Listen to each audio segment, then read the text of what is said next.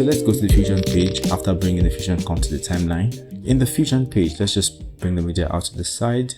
So let's bring in a background node. Let's just connect that in here. I don't want to make it transparent. I just want to leave it black. Let's bring in a Text+ node and connect that to the background node. Now let's click on this Text+. Let's just type anything really. Okay, so now we have the text typed out. Typically, it's not usually centered. Let's just move it up just slightly. We want to add follower node. Remember last week, what we did was we animated one character at a time, one following the other. So what we want to do today is to animate one word following the other or a line following the other. So we right click on a blank part of the text plus under inspector and click on follower. The modifier tab lights up, click on there. Let's just set the delay on this one to 1. Tentatively, let's see how it works. Note something under order. When it's automatic usually means from left to right. Okay, so what we want to do actually for now is left to right. So I'm just going to leave it either on automatic or left to right. We go to the transform tab. Now I want you to note something. Under the text tab, any animation you do here, any keyframing you do here is going to be on a character basis. Same thing for shading, which has a long list of parameters you can change. But for transform, you can decide on what level you want the transform animation to be. Either you want it to be on a character level, on a word level, or on lines level. So let's say we pick words and we go to frame 0. Click on offset. Double click on follower to open it again, because whenever you click a keyframe, this part thing opens up. Ignore that. Then since we're on frame 0, right? So we just want to drag this all down. I want all the text to appear from under. Then I go to frame 20 and I set this back to 0. Then I go to spline editor, click on the text, select it, then click on displace. Click on this button to zoom to fit, then click on this to select all the keyframes. Then I'm just going to right click on it, go to ease, then click on out cubic. So if you play this back, you see we have this pretty nice stuff. Let's assume now we want to layer in our character animation that we did last week.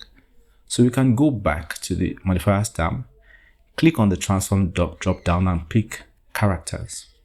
Now for the characters, let's say I go here now. Let's go to frame 0, make sure we're on frame 0. Let's click on this, keyframe that, double click on the follower to open it again. Let's say we just want a slight movement. Let's say we go here and say minus 0.1. And let's move forward maybe to frame 30 and set this back to 0. Spline editor is still open. Uncheck the one for word by double clicking on it twice. Then we have only the one for the character we just did. Click on zoom to fit. Then click on this to select all the keyframes and press F on the keyboard to flatten the curves. Then close spline editor.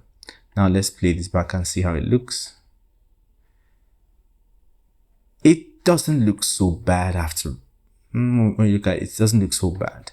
But let's assume that I don't want this to now happen from left to right. I want it to happen from right to left, the character animation. That means I need another follower function. Let's say I even leave this character animation I just did, and I want to add another one on top of it, another character animation. Let's go back to the tools tab. I want to add another follower, right? I right click on it. Unfortunately, the follower is grayed out. Oh my gosh. But no, there's another way. Click on insert, go to insert, then go to follower and insert another follower. You can insert, as far as I know, as many as you want. I've not tried it more than twice or thrice before. Now for the delay for this one, let's just set it to maybe 0.5. And on this one, we want it to be from right to left. So I go to the transform tab, make sure we're on characters, then make sure we're on frame 0. Then I set this, then go back to the follower 2 that we had opened. Then we go here and just type maybe minus 0.1. And let's go to frame, let's even go to frame 40 on this one instead and set this back to 0. Then I go to spline editor. I make sure that the new follower is what I want selected. I select it, I uncheck this other one, and I click on zoom to fit. Select all the keyframes, just press F on the keyboard to flatten it. So now we can close Plan Editor and see what we have done. So we have 2 character animations now on one Text+ node. Let's see how DaVinci Resolve handles it. Play it back.